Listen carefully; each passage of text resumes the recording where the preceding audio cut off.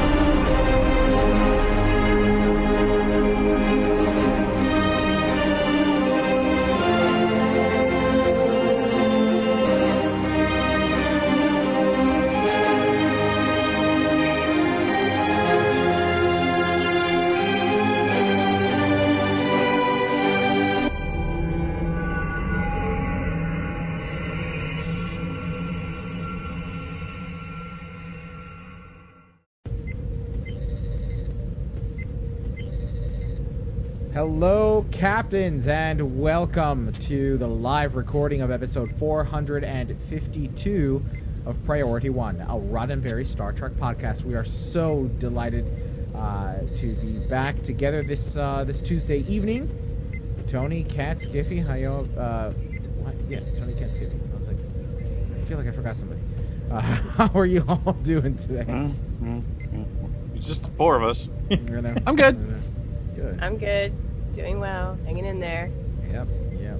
It is most certainly interesting times these days. And yeah. Hello from Australia. My kids just found out they don't have to go back to school for the rest of the year. Wow. That's insane. That's crazy. They're done by order of the governor herself. They're done. They're gonna pull out their laptops at the beginning of April for some stuff, but we don't know what that is yet. It'll be something. Gotta get those standardized tests in. Something, yeah. The state evaluations or something. I don't know. I don't know what they're gonna do. The governor basically just said, "Hey, Board of Education, make something up, and that'll be fine." Wow. Well, I feel like I'm sure that'll turn out just fine.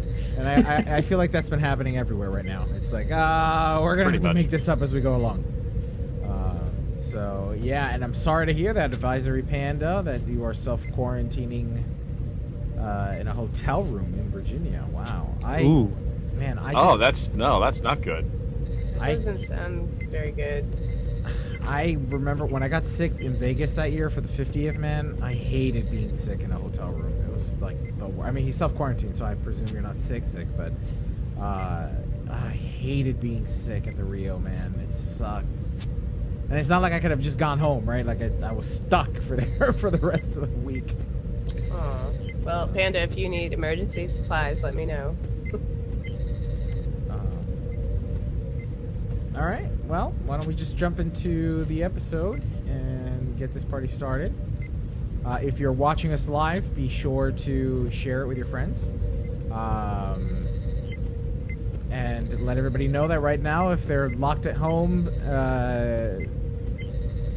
trying to stay safe from the coronavirus, to join us right now as we cover the weekly roundup of news in the Star Trek multiverse. So hit that share button. I'm going to do it myself. Because Eliza's a sharer. I am a sharer.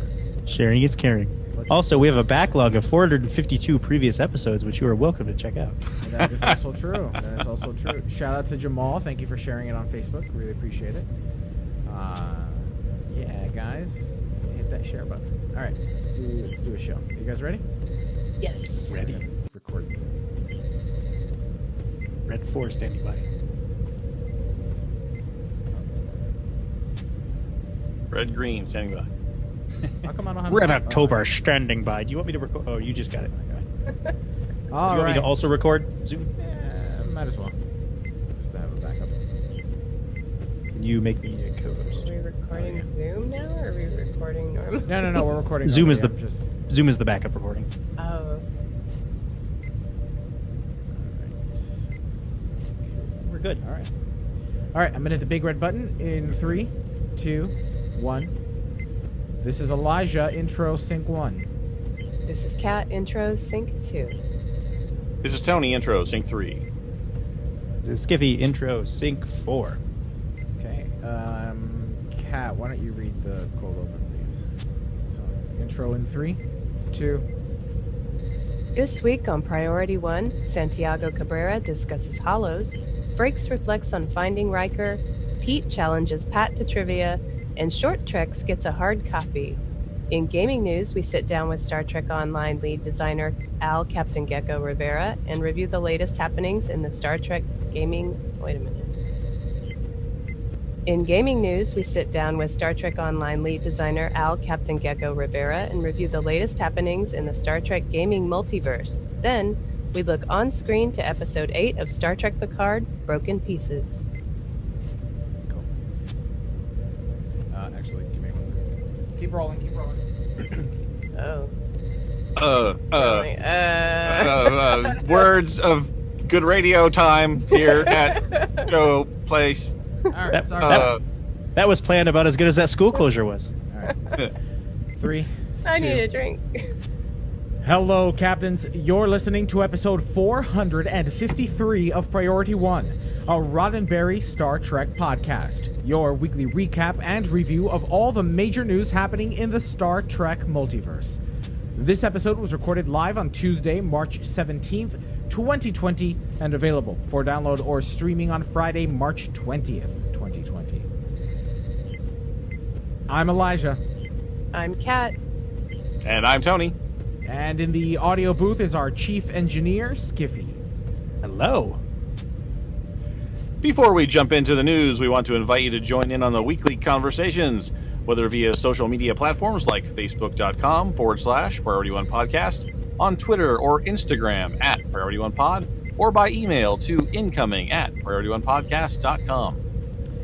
So, Captains, this is that part of the show where I try to convince you to join our Patreon family.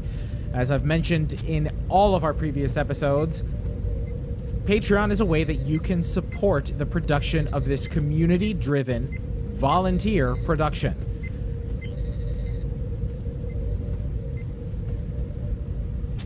All while earning special perks that we try to provide our patrons from month to month, including an entirely separate podcast that we call After Hours. So content. You'll also get exclusive access to early access to interviews when available. For instance,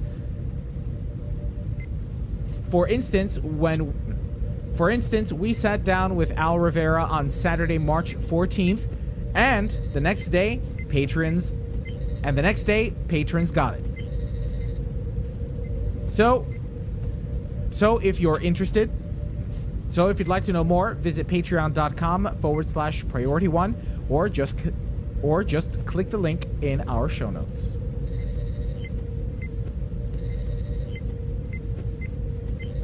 Okay. Now let's check out the latest news from the Star Trek multiverse. Okay. Stop. I feel like it is quiet today. Like it feels quiet today, right? Do you hear my whole house, Skiffy? What? No. When you were talking, when you were reading your line, I was hearing a clicking noise coming I was through. hearing that too. I was Can hearing it too. Can you listen back to your recording and make sure it wasn't in the actual recording? Uh-huh. It might just be the web stream. It might also be my entire family stomping around upstairs. That's a good point, Dave. Patreon pledges are virus-free. This is Tony.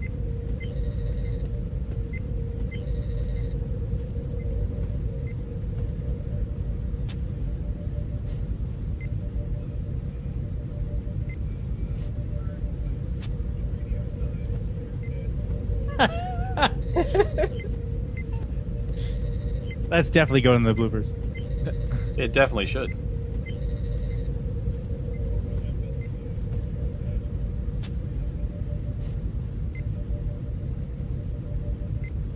Yeah, I think with regards to it being quiet, it's just an off day for everybody. It's an off week for everybody. Yeah, it may just be the light of the stream. It's hard. And these companies, Zoom and Citrix and all those other companies, they are going to be beat to hell over the next few months.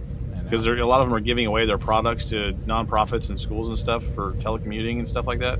So if you rely on this for your workday stuff, you're going to probably see some poor quality connections and dropped calls and all that kind of thing. That's fine. I just want to make sure it wasn't in your recording because it was abrupt and repetitive. It wasn't like one click. It was multiple.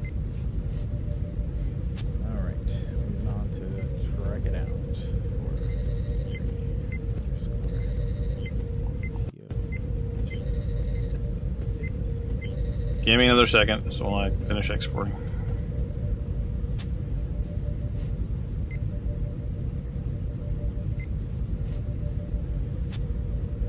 All right.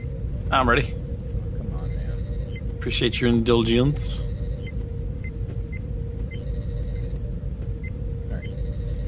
All right.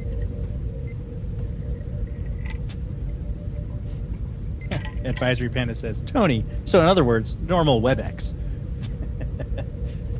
There you go. All right, I'm going to hit the big red button for Trek It Out in 3, 2, 1. This is Elijah, Trek It Out, Sync 1. It's Cat, Trek It Out, Sync 2. This is Tony, Trek It Out, Sync 3. And this is Skiffy, Trek It Out, Sync 4. Trek It Out in 3, 2. This week's Star Trek Picard episode Broken Pieces gave us a clearer look at La Serena. No, the. This week's Star Trek Picard Broken Pieces. This week's Star Trek Picard episode Broken Pieces gave us a clearer look at La Serena. And it's. Jeez. No, this thing is not messing here. This week's Star Trek Picard episode Broken Pieces gave us a clearer look at La Serena's captain, Chris Rios. Sci-Fi Wire sat down with the man behind Sci-Fi Wire sat down with the man and all of his hollows, Santiago Cabrera. Okay, I see what you did there. Sci-Fi Wire sat down with the man behind Rios and all of those hollows, Santiago Cabrera, to talk about the many faces of the haunted captain. Cabrera told Sci-Fi Wire that he didn't want the hollows to be a gimmick. Quote, there had to be substance to it. What hooked me, and what I loved about it, was the psychology behind a man who is alone and happens to be with these versions of himself. It's better when you can reveal something about a character without saying too much. End quote. The portrayal of so many holograms likely wouldn't have worked if not for clear distinctions, like those glorious accents. Quote, they said, what accents can you do? And I said, I can do anything. Which was mostly true. Some accents are very easy and accessible for me. End quote. That includes Emmett's the Spanish-speaking tactical hologram. That includes Emmett's the Spanish-speaking tactical hologram. But, according to Cabrera, the Scottish accent proved to be a bit more difficult, saying, quote, that was the one I had to work on the most. Michael Chabon really wanted to do an homage to Scotty, so he was like, can you do Scottish? That was a tricky one, so I got a Scottish friend of mine to help read the lines with me. I just made sure I had the lines down very, very early. It was one of my favorites because I had more time with it, end quote. For more of the interview, which includes Cabrera's preparation for playing the jet-setting Rios and his thoughts on working alongside Sir Patrick Stewart, follow the link in our show notes. So, Elijah, you were worried about them homogenizing the Latin nature of these characters. How do you feel about there being a Spanish-speaking hologram?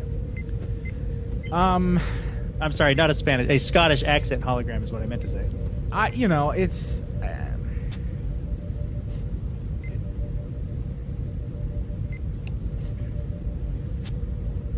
I think that it takes away a bit from Santiago Cabrera's portrayal of Rios.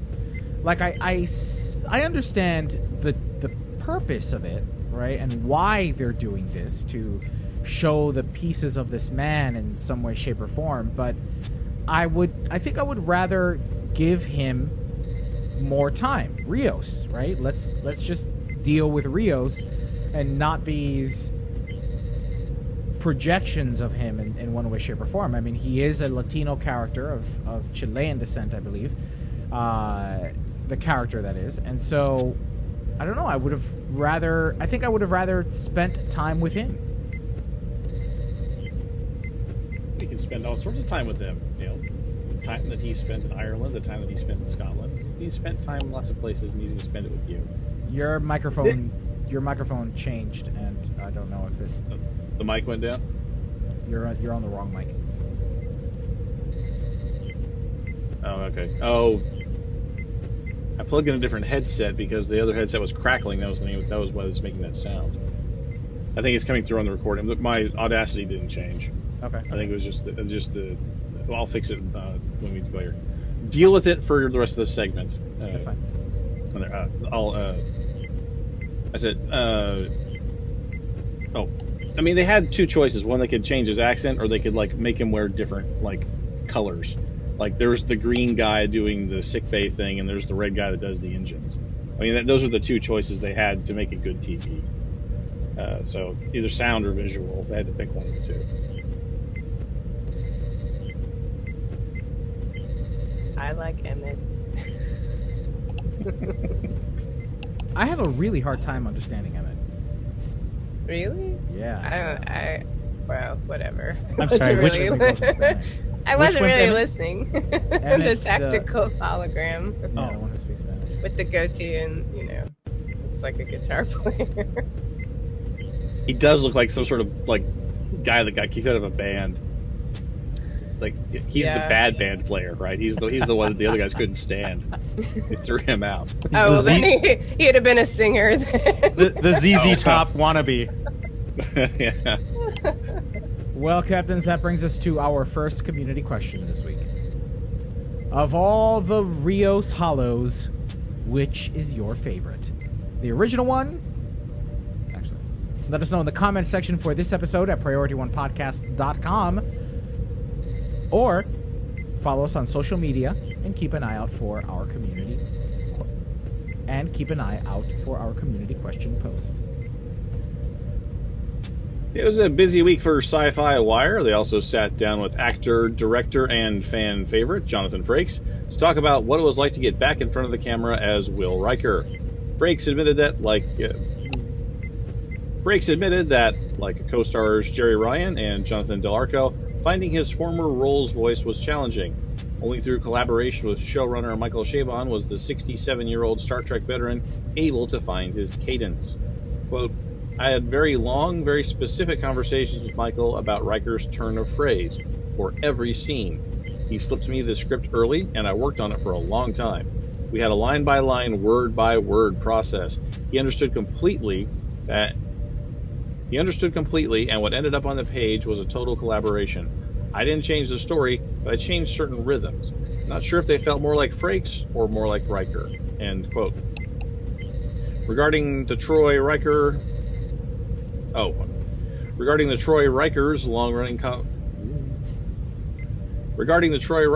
long-running relationship, Frakes said, quote, at the beginning of The Next Generation, Troy and Riker were lovers before they transferred the Enterprise. Troy and Riker were lovers before they transferred to the Enterprise, and then that story was buried so they could be whatever, available to relationship with random aliens. But we held on to this relationship and insisted to each other that we maintain it. And as a result, I think it resurfaced in the final movie, in which the two characters were married.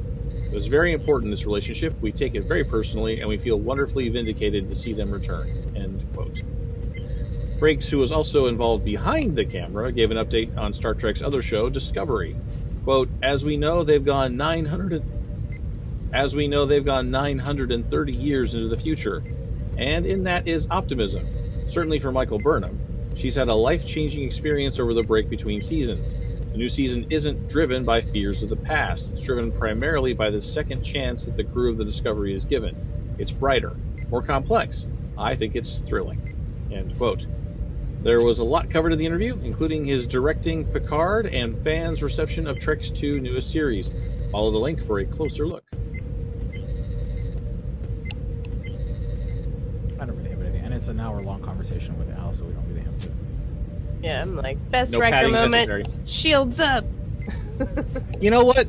That was when it's like if they probably recorded that line first or that scene first, because that was easy for him, right? It's like he knows what that sounds like. He knows how to make those words come out.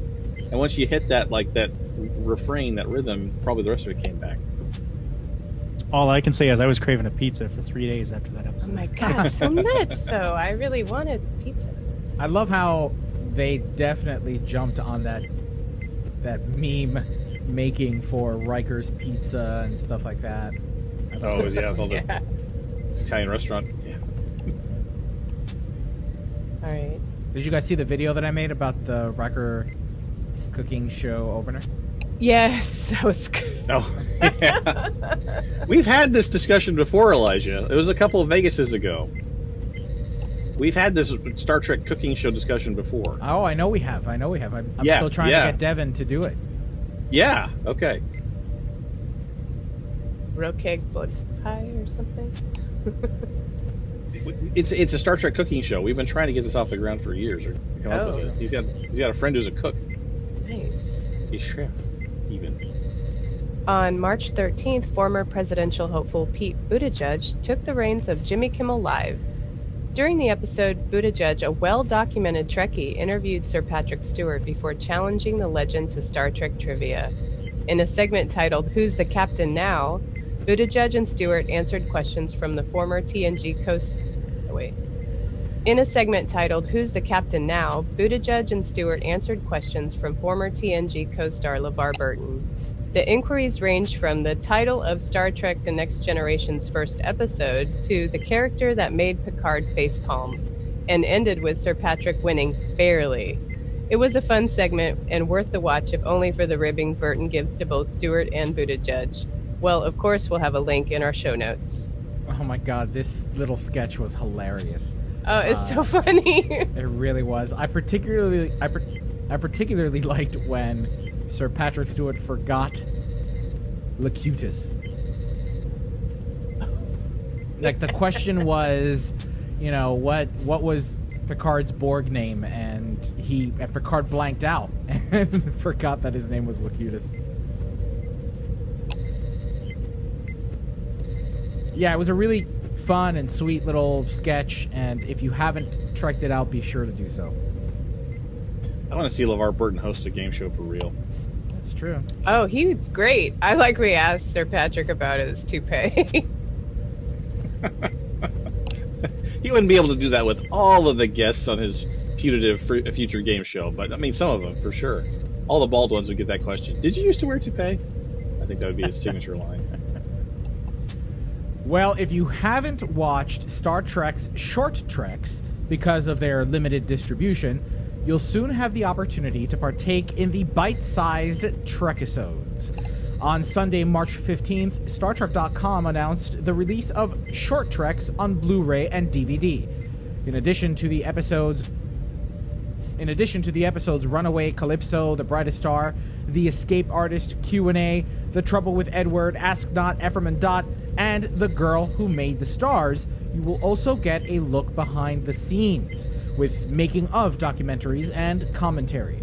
Both Blu-ray and DVD versions are set for Both Blu-ray and DVD are set. Oh my God! Both Blu-ray and DVD versions are set for release on June 2nd, and the Blu-ray can be pre-ordered at Amazon.com for $25.99 US, at least at the time of this recording. That sounds high for what you're getting. That's like 4 months of CBS All Access. My God. Good luck getting it from Amazon anyway. That's true. Well, you can order it. They just won't deliver it anytime soon. Now, you should bundle it with toilet paper and 4 gallons of bleach. They'll get it right to you. well, we mentioned that these short treks. Well, we mentioned earlier that these short treks have had limited releases throughout the world. It seems that season 1 is on Netflix outside of the U.S., but season 2 hasn't been released yet. So, yeah, this might be the answer for those of you outside of the U.S. and Canada that haven't been able to watch part 2, season 2 of short treks. Now, if memory serves, season 1 of Short Treks was released to Netflix internationally just as the next season of Discovery started. So there's a possibility they could do that when Discovery season 3 launches. They may batch load those all, but yeah. Go straight to the trouble with Edward. Ew. That one was the best one. Get out of here! Get out of here! Calypso is the best one. Yeah, if I had to rate it, Calypso was really good. Okay, out of the season 2 batch, the trouble with Edward was the best one. Wow. Calypso probably is. Ask Not was the best one out of that. Let me not say hate. No, that I was absolutely disliked The Trouble with Edward. Oh, well, that's okay. You can be wrong. It's all right. Oh, I disliked it as well, very much. You can be so. wrong too. It's okay. Everyone can be wrong. It's all right. Well, captains, that's all the news we have to trek out this week. Now let's find out what happened in the world of Star Trek gaming. Everybody hit stop. I really hope your Audacity didn't. I'll listen back to it here. Yeah, it sounded like a tin can. I think you're probably hearing it on the headset mic. And it looked like one too. Let's find out what happened in the world of Star Trek gaming. Yeah, the Audacity got the input on the Audacity is the Yeti. So let me see if I can get it switched out over here.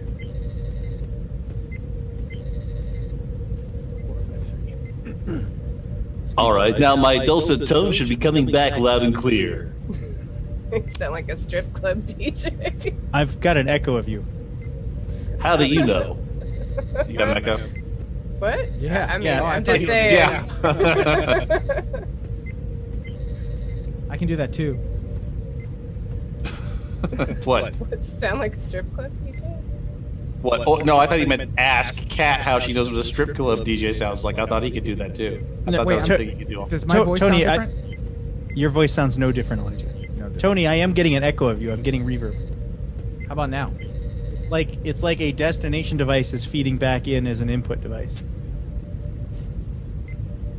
Do I sound differently? No, you sound the same, Elijah. How about now? Nope. Oh, a little echoey there. Yeah. Oh, is it? I couldn't tell. It was very subtle. How about now? No, that's the same.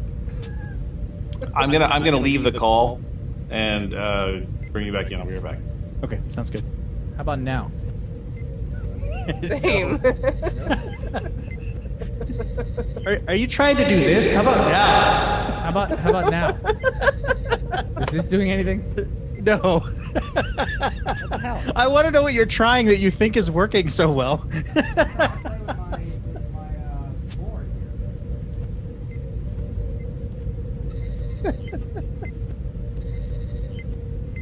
Make sure your effects return is turned up. That's usually. How about this? How about this? That worked. There. A little bit. How about now? Yeah, you've definitely got reverb now. I don't remember what these buttons do. What is this? Why? I What's feel this? like it's that karaoke microphone or something. That's basically what it is. What does this button do? I'm waiting for the call to end. Oh, hey, happy St. Patrick's Day, everybody. Oh, that's right. Not Happy St. able to go out to the bars. Cheers. Hope you're wearing green. Not that you get pinched, because no one can touch you.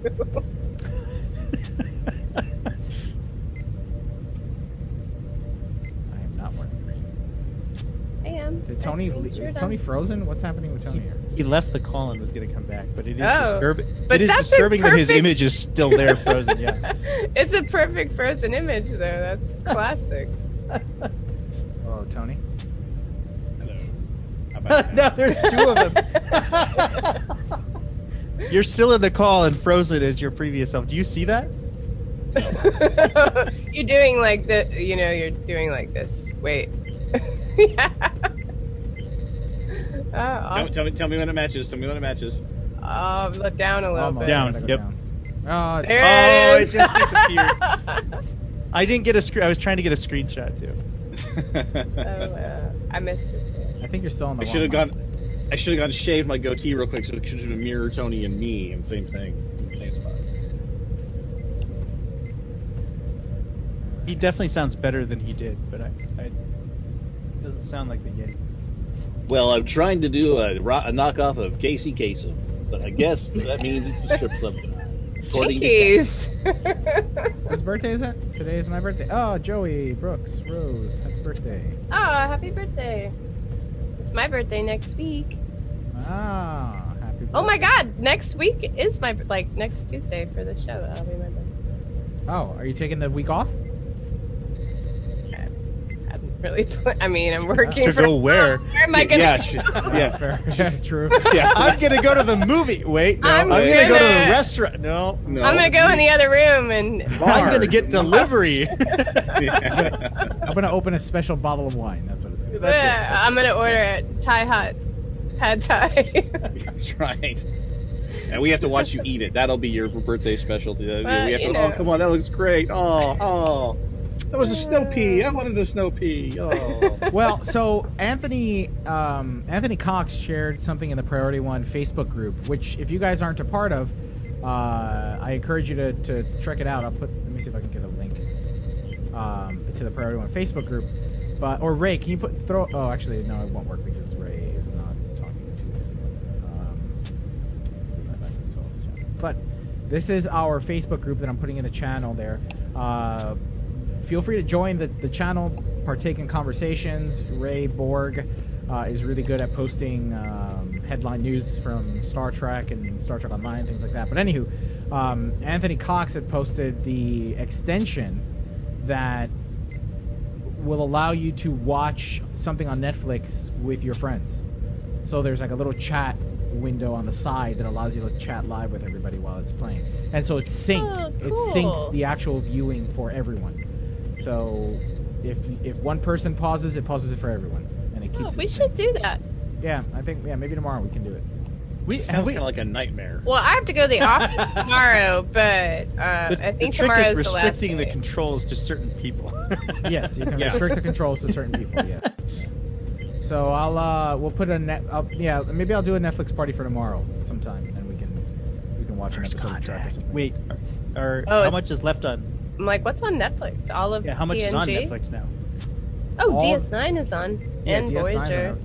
Just the shows are on Netflix, Yeah. but not the films. At least I don't think. All right, you guys ready for Stow News? Yes. I'm going. Tony, you ready for Stow News? Yeah. And do I have to sound any better now? No, you're still on the No, phone. worse. Still on the Kraken mic? I swear to Pete. It's just the Zoom meeting. Yeah, the Audacity is still coming through with the Yeti. I mean, can you go into Zoom and just is your input device? I did. I fiddled with it. That's when someone started getting the echo. Here, let's try it again. Okay, this is when I switch it to manually do the Yeti. It works That is now. much better, and That's there's no much echo. better. Okay, well then there we go. Windows got changed. So I think the snapping that you heard once you mentioned it, I was hearing it, and I think it was the wireless headset. So I disconnected it and plugged in the wired one instead, and that's when it kind of got a little wonky. But Audacity didn't change, so it stayed with the input on the Yeti. Hey, I was just talking about you, Anthony. Oh, he's there. All right, I'm going to hit the big red button in 3, 2, 1. This is Elijah, Stowe News, Sync 1. This is Kat, Star Trek Online News, Sync 2. This is Tony, Star Trek Online News, Sync 3. This is Skiffy, Stowe News, Sync 4. Stowe News in 3, 2. Cryptic Studios have announced an upcoming special video premiering on YouTube March 23rd. The video, titled Behind the Scenes, Measure of Morality, will offer viewers a glimpse into the minds behind the 10th anniversary episodes. Sitting down for the roundtable discussion will be senior content designer Jesse Heinig, lead designer Al Rivera, lead environment artist Scott Boyd, animator Winston Pierce, and Weston. environment artist... Weston. What? You said Winston. There's a cursor in there. Move your cursor, Purple. That's Elijah. I'm just going to take it from animator. Animator Weston Pierce and environment artist David Lopez. These cryptic developers will each offer their takes on the episodes and their experiences contributing to the development process. For a link to the YouTube videos page, check out our show notes. You sound like Bernie Sanders. I'll the tell you YouTubes. what, I can do. Go to the YouTubes. It's all there, Biden. It's all there, Biden. Everything that is on the YouTubes. Anything anybody wants to talk about, YouTubes. stay. All YouTubes. It's on the internet. YouTubes. It's a series of tubes. My good friend Ted Stevens passed away many years ago from Alaska. Called a series of tubes. It is now YouTubes, the tube for the people. All right, well, that brings us to our first community question. Oh. Well, you could watch that on March 23rd, or you can already head on over to our social media platforms and content platforms like YouTube, Twitch, Facebook, Twitter, Periscope, because we've uploaded our own director's commentary featuring Star Trek Online's lead designer Al, Captain Gecko Rivera, for the first part of the 10th anniversary episode's Measure of Morality. Stay tuned because we've got part 2 coming up. Question. Did that actually go live on all those platforms? Like the Yeah. interview is on Periscope? Yeah. The walkthrough, not the interview, the walkthrough. Sorry, they walked through. Yeah. I didn't know you could. Okay, cool. I just live streamed. I sat with my computer and watched the video. That's how you did it. Oh, nice. All right. Star Trek. Oh, sorry. No, go ahead. Star Trek Dang it. Cat, go! Ah! Yeah. God, slow us down. Cat! Star Trek. Go! Dang it! Star Trek Now! Online. Mud's Market. Elijah! Oh no, I'm coughing. Oh my god. Let me Oh, wash no. my Touch hands. his Let me go face. wash He my touched hands. his face. He touched his face. I coughed into my hand. Keep your on hands my off the tea. sleeve. Your hands off the tea. You're like, I need the rubbing alcohol now. I'm just gonna drink Anyway. it. Star Trek Online's Mud's Market section of the C-Store will be running another 80% off sale from March 19th through March 23rd. Mud's Market offers players a chance to use Zen to purchase items that were previously exclusively available during past events or giveaways. With regular pricing on the market being prohibitively high, these recurring sales are the expected windows of opportunity for players looking to pick up these items. And like with previous sales, Mud's Market is adding new items for this iteration. Joining the market are the Kelvin Timeline Admiral uniform, the T-6 Vulcan T'Pau scout ship, and the Terran Guerrilla combat armor. The Kelvin Timeline Admiral uniform is a costume option that was originally a giveaway during the 50th anniversary of Star Trek back in 2016. The T-6 Vulcan T'Pau scout ship was a free... The T-6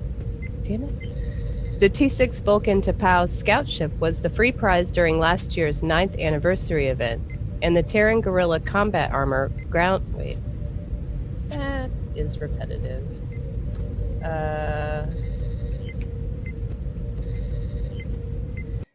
And the Terran Guerrilla combat armor was originally rewarded for initial completion of the Peril over Pavo featured task force operation in March of 2019. And it looks awesome. Just to reiterate, do not buy anything from Mud's Market when it's at normal price. Ugh, ridiculous. That's cool. They're putting the scout ship in there. It's a really small ship, though. I like it. Yeah. But it's really small. Emergency response team, secondary shield. I'm looking at the ship right now. You know, this ship, you know, the mastery trait, the 5th mastery trait, emergency response teams, isn't bad. It will give you a +2. It'll actually give you a secondary shield when a facing shield has been depleted. So it's actually pretty good if you're feeling a little squishy in whatever ship you're in. Yeah, I don't think I use that trait because I've only leveled that ship up on one character, but yeah. The universal console rebounding resonant frequencies gives you plus 3.3% maximum hull and plus 21.4 starship hull penetration. So it improves upon your damage, right, and how quickly you can take down an enemy ship.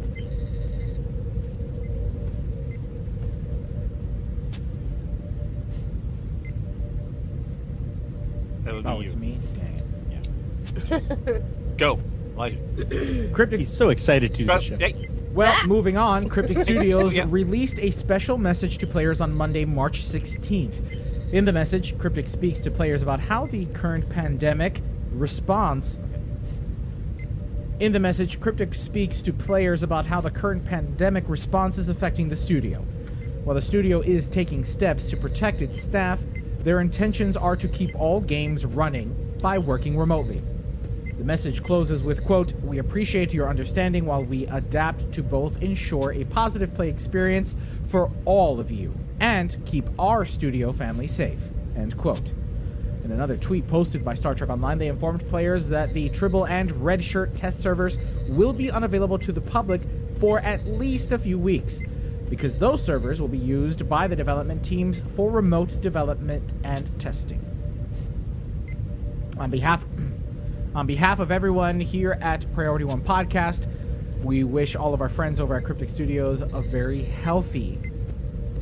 We wish that everyone over at Cryptic Studios remain healthy and safe. Remain healthy and safe during these crazy times. and stop touching your face. Stop touching your face. Very important. Don't touch your face. Don't do it. He's touching his face again. Have a Kleenex. Good God, man. He's doing the same thing the Utah Jazz player did. Touching all the Yeah. microphones and then find out he's infected. I haven't left my house all day today, okay? Are we at Armada News? Do we have any? Yeah, we do. Wait a minute. Is this old? It's okay because we got a long interview, so we could. Well, I just thought of something. Oh, yeah, we can skip it because next week I'm going to talk about Mirror Month. All right, so Cat.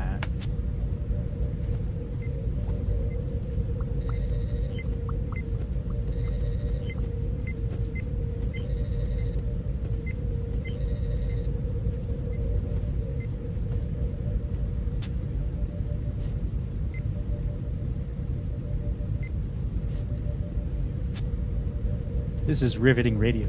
Mm-hmm. I am watching a Type me, cursor type me. go across the screen. Now we It's the welcome purple Sergeant. cursor that messed me up earlier.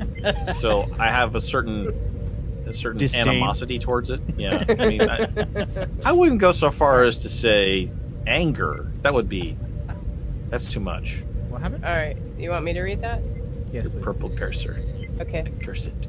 That's it for this week in gaming news. Now we welcome Star Trek Online's lead designer, Al Captain Gecko Rivera, to join us for a dive into the game.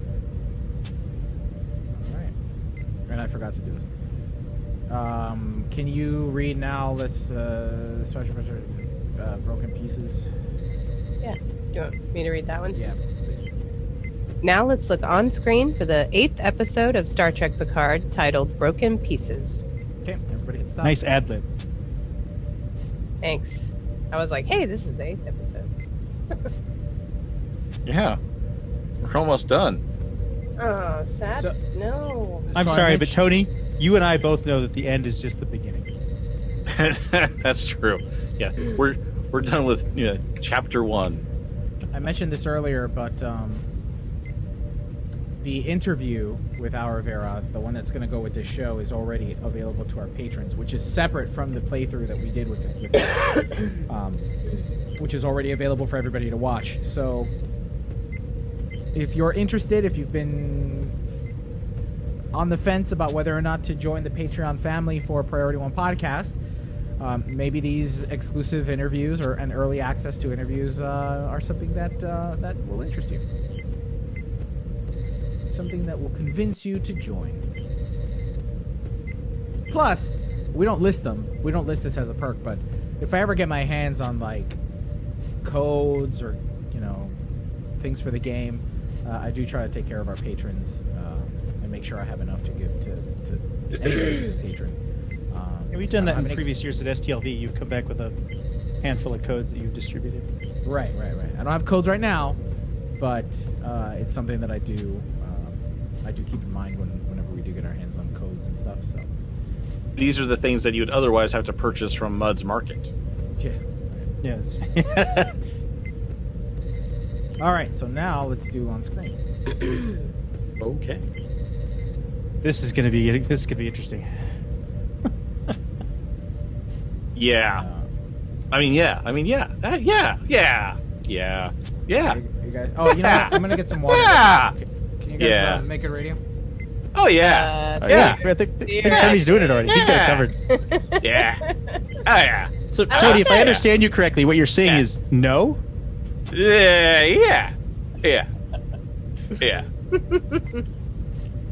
No. Yeah. So Ah! have they canceled like public gatherings and stuff in Kansas too, in your area? Well, last count it was 50 and over. 50 gatherings of 50 or more. What about you, Skippy? I haven't heard, but I also haven't been paying that close of attention. Schools are out effective tomorrow. Like today was the last day of school. They're out for a minimum of 2 weeks. But the CDC, after that was announced from the governor, the CDC upped their recommendation that no gatherings over 50 until, April 24th. All right. Sorry. So I'm sure that's going to get modified. So a month? Wow. Okay. Yeah. I'm probably gonna have to go to the grocery store pretty soon. Yeah, I would assume most people will need groceries before a month. Yeah. Well, what they're not going to lock it down like that. They'll follow the model that a lot of cities have been doing, like San Francisco, Philadelphia. The grocery stores, the banks, like the automotive supply, the gas stations. Those places are going to stay open, but they want you to minimize the number of times you go. So the concept is fewer touches. That's the concept. What's happening how are Italians getting food? Is there? I thought there was one country that was delivering food to people. I honestly I don't thought know. they were still allowed out to go to restaurants for pickup only or delivery. I thought they were locked down except for essential travel. Yeah, and going to get groceries is considered essential travel. So, and there was something that was going around the Guard Frequency Discord that I hope I posted to the Priority One. I don't know if I did, but the Washington Post had a simulation of 4 different categories. One is we don't care what happens. 2 is we try to do the old-timey 1900s, 1800s quarantine where we just lock everybody behind a wall who's sick. Then the third one was 75% of the population does this social distancing thing where they try not to go around too much. And the fourth one was 7/8 of the population do the social distancing thing. And the outcomes were staggering. You do nothing, you get a huge spike, everybody dies. You do the next one, you get a double spike, but it's lower double spikes, but you still get two spikes. A lot of people doing social distancing helps out quite a bit. But if you get 7/8 or 90% of the people, close to 90% of the people doing it, there's no disease. I mean, it's just like it's a little bump that goes along the bottom. Oh. So if you get 90% of the people doing this social distancing thing, it helps out so much. Well, that's a form of herd immunity, except it's not immunity in this case. It's Herd that protection. herd protection. It burns through the people that have it, and those people that have it don't have the opportunity to pass it. And then you get to the other side of it, and then the people that did have it are immune, and they're no longer shedding the virus, and they're no longer a danger to the people that never had it. Looks like a lot of people in our chat have. Whoa, we groceries have somebody for- from Singapore. Wow. Oh, very nice. Singapore, Welcome. yeah, welcome. And I think they managed to sort of get through it, but they took some pretty drastic isolation measures. Yeah, I was just going to say there's a lot of people in our chat that are saying they've got groceries for about a month, which is good. Cairo says, here all bars, restaurants, non-essential shops are closed. No gathering allowed at all. No going on the street unless essential for work or shopping. And they mentioned that they're from Austria. Yeah, What up, Europe's Gio? the epicenter of it right now. So stay safe out there, guys. All right, let's do on screen, shall we? I'm going to hit the big red button in 3, 2, 1. This is Elijah on screen, sync 1. This is Kat on screen, sync 2. This is Tony on screen, sync 3. This is Skippy on screen, sync 4. On screen in 3, 2. I'll toss it back to you, Elijah, because you have to do the first part. My bad. Computer. Set Star Trek. Go. Computer. Set Now. Star Trek Picard. Do it. Episode 8. Broken Pieces. On screen. Beep, beep, beep. The episode opens with a group of Romulans, Jatvash initiates, grouped around a device that will show them a warning from an ancient civilization. Wait a minute. That sounded probably not good. Have fun. Grouped around a device that will show them a warning from an ancient civilization. A warning of what would happen if synthetic life is allowed to exist. A warning that drives most of them insane. We also learn that the Romulanister family is larger than we originally assumed. Back on the Borg cube, Elnor is hunkered down in Hugh's office, waiting to be saved by 7 of 9.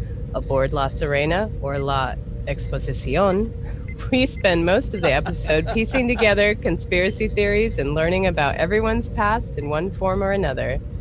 All the while, Girardi gets to walk around the ship. Jump back to the Borg cube and 7 can only save... Wait. Save. Jump back... Oh. I don't know what I wrote. Jump back to the Borg cube and 7 can only save them by becoming the queen. On La Serena, we're given the plot to the Cylon takeover. I mean, a captivating backstory linking Rios to the synth. All right. So this one was quite the episode. But before we get into our opinions of it, let's talk a little bit. But before we get into our opinions about it, let's talk about some of the touchstones from previous Trek that we might have spotted during the episode. Up first, the Viridium Tracker and her chewable. Girardi's Girardi's chewable. Is I thought they were actually- called edibles. I'm No, sorry, I'm old and out of touch. Well, I thought that they was were first- called when they're in the little gummies. They were in the little gummies or the edibles. I thought. Well, that's a callback to Undiscovered Country. The first iteration of the Viridium Tracker was the little patch that Spock slaps on Kirk. Did anyone check to see if the chewable was like in a Flintstone shape? No, it was a Little little. triangle. It was a little triangle thing. Yeah. It I was saw someone make a Mentos commercial. Was that posted in our chat in our Discord? I think they made a Mentos. Yeah, and they spliced it with her eating it, and then her and Rio sort of doing the kissy face thing on the ship, and then and then at the very end they cut to her foaming at the mouth after she gave herself that injection to get rid of the thing. Oh, wow. It was a tragic and a little bit disturbing ending, but I laughed because I'm sick like that. Also, we got some name dropping. Marta Batanides. Batanides. Where was she from? I don't remember Wait, her. wait, hold on. I gotta reread that. Also, we had a name drop. Marta Batanides is from Tapestry. It's the young cadet that Picard has a bit of a fling with when Q gave him a chance to change his life a bit. So that's season 6, episode 15 of Tapestry. What was your question, Cap? Oh, you just answered it. I'm like, where's that name from? It sounds familiar, but that's right. Tapestry's the Domjot episode, right? Yes. Yeah. Yeah. And also... Wait, hang on. Before we get off this, didn't he say, I knew her only slightly? No, he knew of the captain. Oh, he knew only her slightly. because... And Right, because... Picard okay, knew of the first officer, captain right. slightly because of his conversations with Marta. Okay, all right. And also, this wasn't necessarily a direct touchstone, but according to Michael Chabon on his Instagram Q&A session, the Takan are the race of beings that moved the suns into the position of the Conclave of 8, into that 8-star configuration where the Romulans find the message. The Takan are mentioned in Season 1, Episode 5 of TNG, titled The Last Outpost. It's the first time we are introduced to Ferengi in TNG. But according to Chabon, the Takan are the species that are being referred to in this episode of Picard. All right. That makes me unhappy Why does that make you unhappy? for reasons. Why Would you don't like to know tell what they us? are? I would. Okay, all right. Because it makes very little sense for an empire which they knew to exist several 100,000 years ago. They have relatively recent proof of its existence because the Enterprise made contact with their, AI guardian fellow, right? So they had some direct knowledge of that empire, and somehow they missed an octenary star system that's floating out there nearby and accessible to these people. Like, no one has seen this thing. If this thing's supposed to be a warning to people about the dangers of artificial life, how come only the secret police of the Romulans know about it and have managed to keep an 8-sun system a secret? Wouldn't you think the gravitational pull from that would affect other things and would have shown up on their sensors at some point? Well, I mean, my guess is that the Romulans are masking it somehow. For how long? Yeah, true. That was a warning. Like, To play devil's advocate, the Dyson Sphere episode, they had never discovered the Dyson Sphere, even though it had a gravitational pull. But then again, that wasn't emitting light. Right, exactly. It's, if you're looking for a hole in space, sometimes you miss them, right? Because there's a whole lot of other black emptiness all around it, But this should be emitting 8 different flavors of light all over the place. Well, I like And Advisory Panda's statement in the chat that the admonition on that planet, that special message, is the galaxy's most vicious end-user license agreement.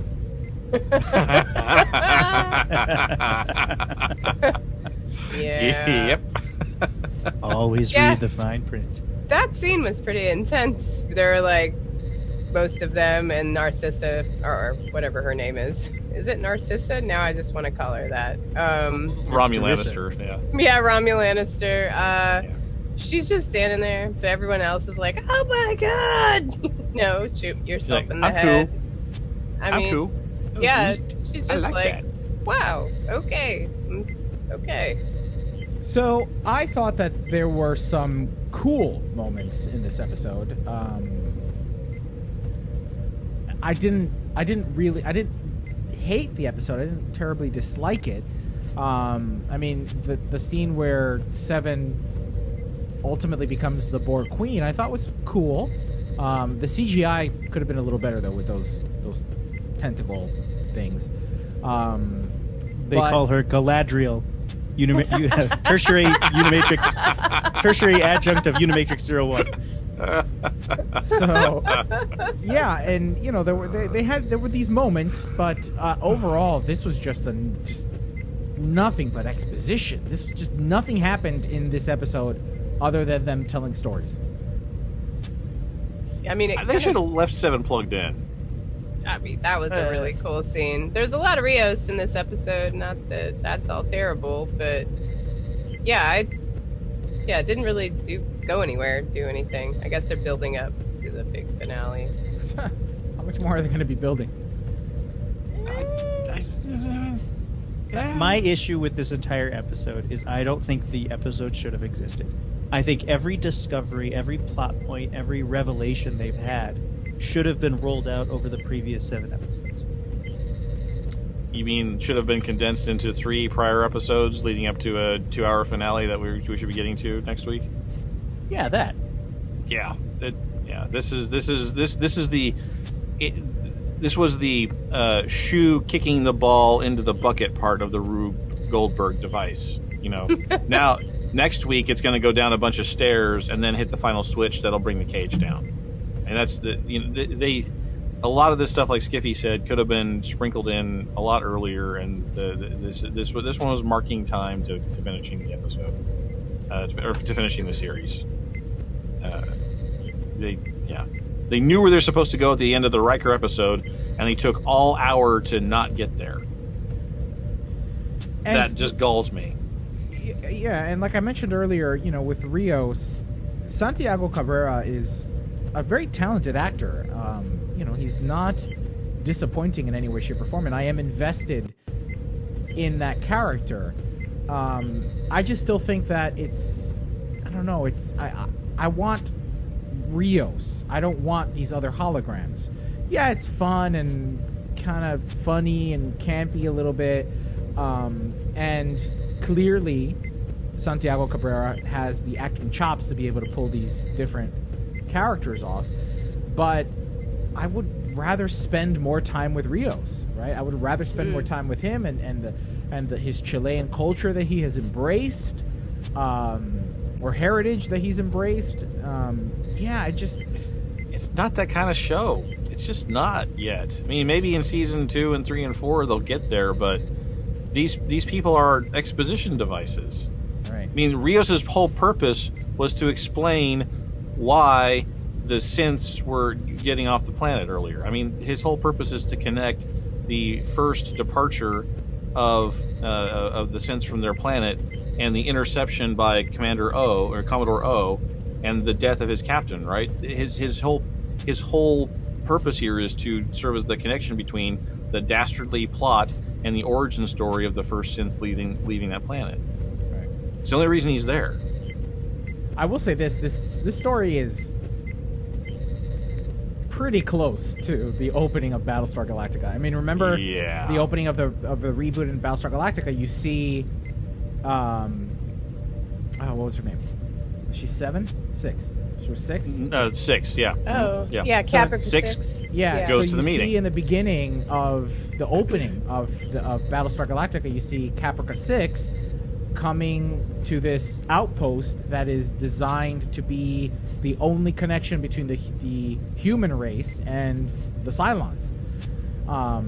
So they send an ambassador. It's Caprica 6, and she blows everybody up, but that's beside the point.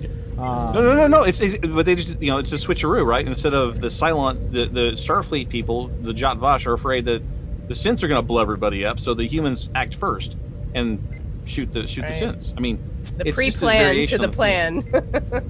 Exactly. I also think about the Animatrix and the Zion Archive episodes where the machines actually send 2 android ambassadors to the United Nations to kind of plea for a peace kind of thing before they darken the skies. So yeah, this story is starting to turn out to feel a little unoriginal. For the record, that counts as a Matrix reference, so I took it to Absolutely. Oh. It does.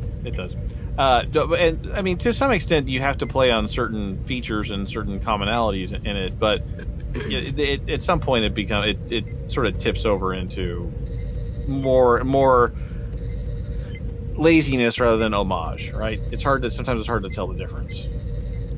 All right, so Shane asks a good question here. Did Maddox create the synths or not? Were they already an existing species of synths? Like, That has yet to be a revelation for We us. don't know yet. right? Yeah. Because at this episode, it kind of seemed as though there was a race of synths already in existence that Maddox kind of just stumbled upon. But in the previous and even the episode where we are introduced to Maddox, or see Maddox rather, it really does sound as if though he's the one who created them. So I guess I don't know. Who knows? Well, the question then becomes: is our protagonist? There's been a presumption here that she is a descendant of Data in some way, shape, or form.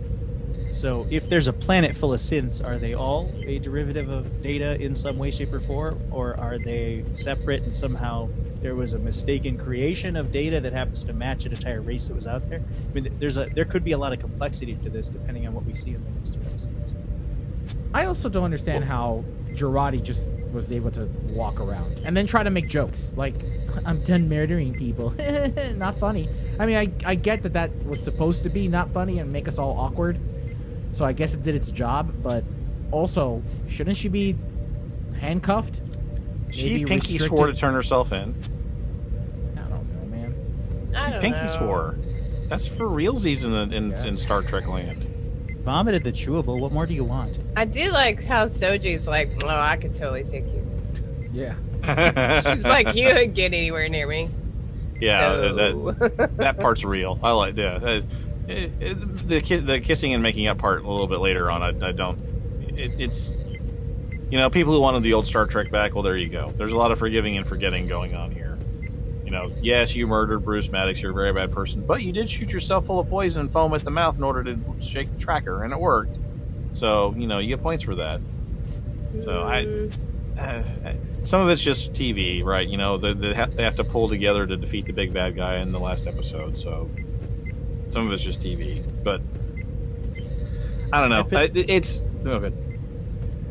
I was going to say a completely different topic, but I particularly enjoyed the moment where Starfleet says they're going to send the fleet to Picard for him to command, and then immediately they leave under transwarp conduit to go somewhere else. Man, I was really Right. looking forward to some awesome ship porn. Yeah. No, this is just another That's this Ironic week. syndrome moment. This week. The But- fleet's oh, never yeah. coming. The fleet's never coming. Well, I mean, They're not. They're not coming. They were going to the starbase. Picard's supposed to meet them at the starbase. Picard disobeys another order, even though he's technically not in the fleet anymore. She says, "You go there and you stay put. I'm sending you a squadron." And he's like, "Yeah, I'm getting a squadron." And they're like, "No, we got to go there right now." And he's like, "Yeah, we better go there right now." Have you seen the memes about that scene? It's she says, "Shut the fuck up" to Picard. Yeah. And then some of the memes are shut up, Wesley. Yeah. It was like Wesley Wesley smiling. One of them was him with a grin on his face. Another one had the credits say written, directed, and produced by Will Wheaton. I saw those are classic. Well, Cap- Clancy. Are we good to wrap up? Yes. All right. Well, that's our wrap up of. Well, that's our review of Star Trek Picard's 8th episode, Broken Pieces. Why don't you read? Now let's open hailing frequencies. Okay. Cap. Oh. Now let's open hailing frequencies and see what's incoming. Everybody hit stop. So I have made a decision that I am not watching this week's episode of Picard until the finale's out. Really? It just does not make sense to do so. Did I just not say I like can't. 5 minutes ago the finale should be a 2-hour finale? Maybe it will be. Oh, yeah, no, it's totally going to be. You could see the clear setup for that at the very end of this episode. I don't want to stop in the middle of the next hour only to... Because they're going to put you on a cliffhanger that's going to be irresistible. Right. So Yeah, I'm going to wait till the finale's out before I watch this next week. Well, no. You're gonna I wait can't till do you're gonna wait that. till the season 1 cliffhanger's out Well, because yeah. there's gonna be a cliffhanger at the end of episode 10. Yeah, but I'm not going to wait a whole season to watch. Yeah. No. I you know what? I'm joining Skiffy. I'm with Oh, you, brother. goodness. Solidarity, brother. It Fist doesn't bump. make any sense we have to a watch show. it now. We have a show to do, guys. We have to review it. Let's do it. Let's do it Wednesday night or Thursday. We can do that We segment. can later. record. We can record the segment on Thursday. I'm confused. Happening. Well, no. We wouldn't be reviewing the episode that's out in 2 days until next week. Until next Tuesday, yeah. And if we wait till Thursday, we will have seen both the final episodes I of see. Picard, I see. and we could review one or both of them at the same time. I guess we could, maybe. All right, let's play that one by ear.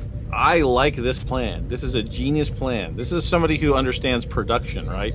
This is why Skiffy is invaluable because he's like the production writing's schedule just goes on like the this. wall for what they're going to do next episode. No, I'm on board. I'm on board with this. I love this plan. I'm excited about this. I mean, what else are we going to do? Go to work? Well, Oil's supposed to be Go. $19. Oil's gonna be $19 by the time that show rolls around. So, All right, are you ready for feedback? not yet. Just a second. Record or do codec things. Blah blah. Yes. Code decode. The thing where it converts from a whatever it is to an MP3 thing. did anyone think it was weird that Elnor hugged Seven? So Yes. yeah, like where was that about? Let's. I mean, I'd have been happy to see Seven too, We but didn't, I meant to talk about that. I thought it was weird at all that he was cowering in the corner of a room.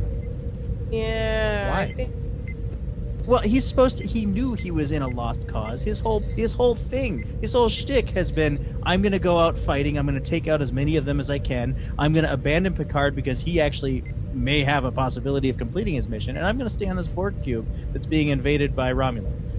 Why would you then be hiding in the corner while they're shooting at you? Why wouldn't you go down sword blazing, whatever the Well, term I mean, is? remember, he is a kid. He hasn't left the planet ever before, and here he is now suddenly thrust in this situation. So, He put himself in it. He Yeah, put but himself in that it, and he's doesn't put mean- himself that in does- danger before. but that doesn't mean he's not scared, and it doesn't mean he doesn't. That doesn't mean he wants to die or is ready to die. I think We that- should have seen. Then the director and the writer should have shown that more to us. They should have like have him, tearing at his clothes or whatever symbol he has with him breaking it or throwing it away or defacing it or something. Like, this was a bad idea. The true way or whatever it is. What's his name? The Elnor. no. The what's his philosophy thing? Not true. Oh, way the of- Kuat Candor. Milat. Absolute. Oh, way of candor. absolute candor. Yeah, this way of absolute candor is a bunch of crap. All those nuns lied to me for years. This is a stupid idea. I never should have done this. Well, they should they- have shown that more if that was going to be a thing. And with respect, I think it was Allie who brought this up or pointed this out to me. But the hug, I think, actually does fit with it because remember, he was raised by women, right? So he has a natural connection to women of strength. There were being, plenty of you know, Borg women on that cube, all trying to kill him. Well, they all got sucked out. Yeah, trying to kill after him. that. You know what? I'm kidding. I'm I'll- kidding. I can write the hug off. That's just nerves. But the hiding under the desk thing, I can't. I don't get at all. Well, I think they missed a good opportunity, and you know what, Tony, you hit it on the head. They should have shown more. They could have done a really cool, like, Kill Bill style sequence where he takes out a bunch of them and then gets backed into a corner and is forced to hide in the corner because he's just. Yeah, backed pinned against the down wall. or Yeah. pinned down or something. And then they could have had that cool heroic Star Trek style moment where the hero, Seven. in space it would have been the hero ship flies in to save him like they did on First Contact, where the Defiant comes in to save the day, or in this case, Seven beams down and saves him. But I don't know, it just didn't work as is. No. I'm like, do All right. you even know her that well? What are you doing? All right, I'm gonna hit the big red button for feedback in 3, 2, 1. This is Elijah feedback sync 1. This is Cat Feedback Sync 2. This is Tony. Feedback sync 3.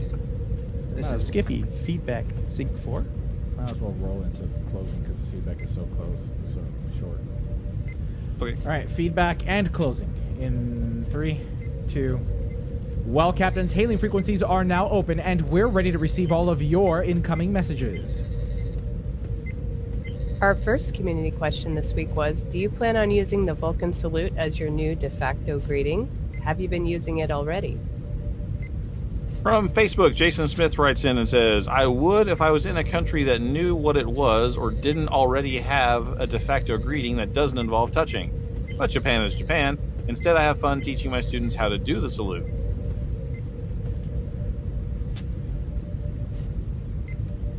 Sorry. And Elijah says, Beep, beep, beep, beep, beep, beep, beep. that's not in the copy. On PriorityOnePodcast.com, Tyler Maxwell writes in, as much as having more folks embrace Star Trek stuff sounds cool, having everyone around using the Vulcan salute at each other, that sounds weird. I mean, that's our thing, right? Though, honestly, all of the other convoluted greeting substitutes, bumping elbows, all those things, foot shakes, hugging, the air, finger guns, etc., seem kind of pointless anyway. Can't we just wave hi or something? Sufficiently generic, instead of trying to force some other, hey, we have to shake hands without shaking hands facsimile.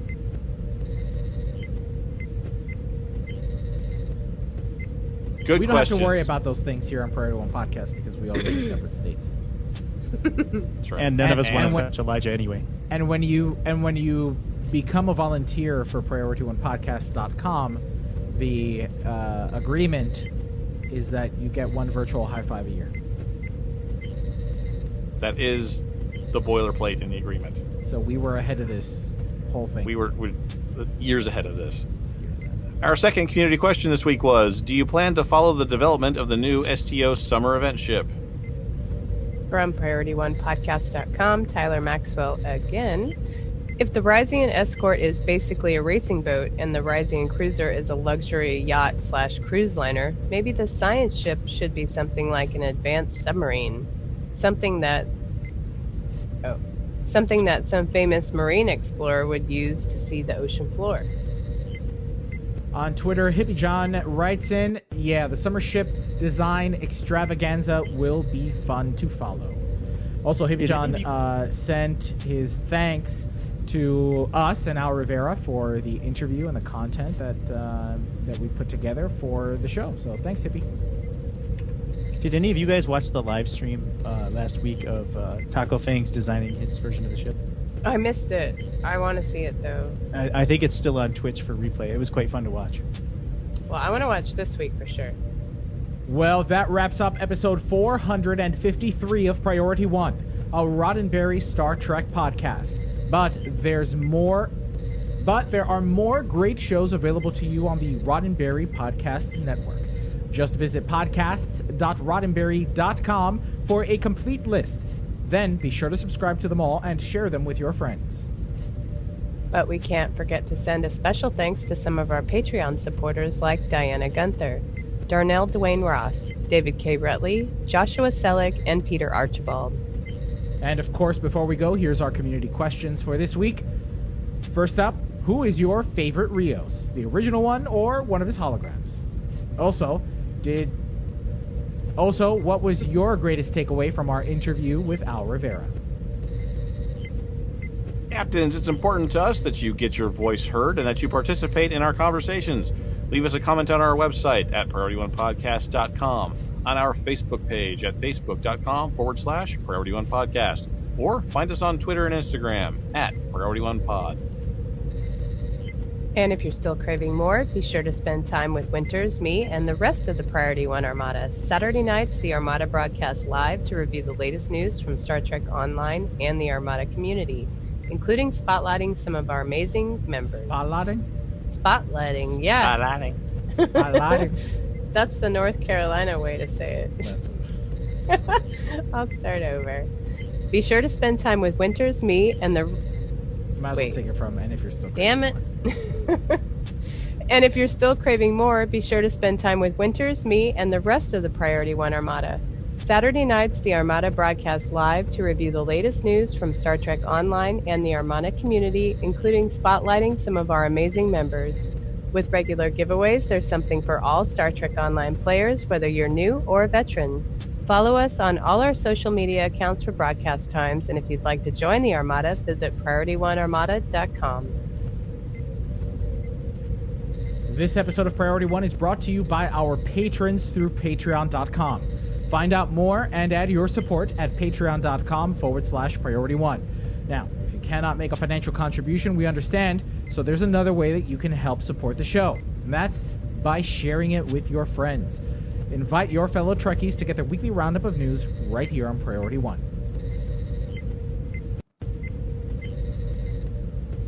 Oh, you done? Yeah. You were on a roll there. I thought you were going to keep going. No? Yeah. No? Okay, all right. Don't forget to tune in to Priority One Productions. Thanks for the little soundtrack to help me out there. Appreciate that. Don't forget to tune in to Priority One Productions' Guard Frequency podcast at guardfrequency.com. Each episode of The Guard will take you inside the universe of your favorite space sims, including a tabletop adventure played out by your hosts. And Heroes Rise brings you up to date with the world of Dungeons & Dragons. Learn all about the latest publications, tools, tips, tricks, and traps in less time than it takes to skin a wyvern. Head over to heroesrisepodcast.com to discover their secrets. A very special thanks to our guest this week, Star Trek Online's lead designer, Captain Gecko Rivera. Thanks to our audio editors, including Gray, William, Brandon, Rand, Daniel, Roscoe, and Skiffy. Thanks to our producer, Jake Morgan, with support from associate producer Shane Hoover. Together, they help us organize and write up our summary of the weekly headlines from the Star Trek multiverse. Thanks to our graphic artist, Henry Pomper, with support from Jason Smith of the Priority One Armada. Thanks to the composer of our theme music, Chris Watts. But most importantly, a big thanks to you, the Star Trek community, our listeners, because without your ongoing support, none of this would be possible. Stay safe, everyone. Don't touch your face. Everybody hit stop. Wash your hands. Turn the page, wash your hands. Turn the page, wash your hands. What's that? Is that from something? Yeah, Rocco's Modern Life. Yeah. Gilbert.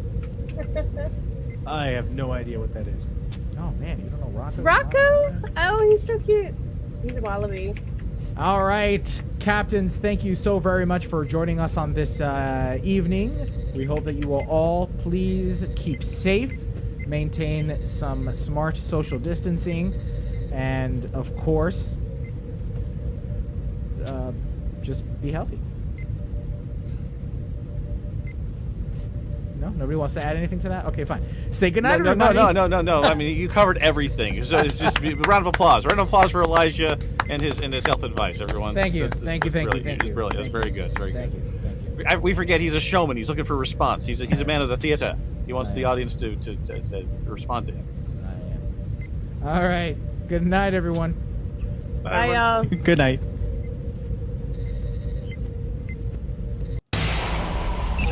Command codes verified. Priority One message from Starfleet coming in on secured channel.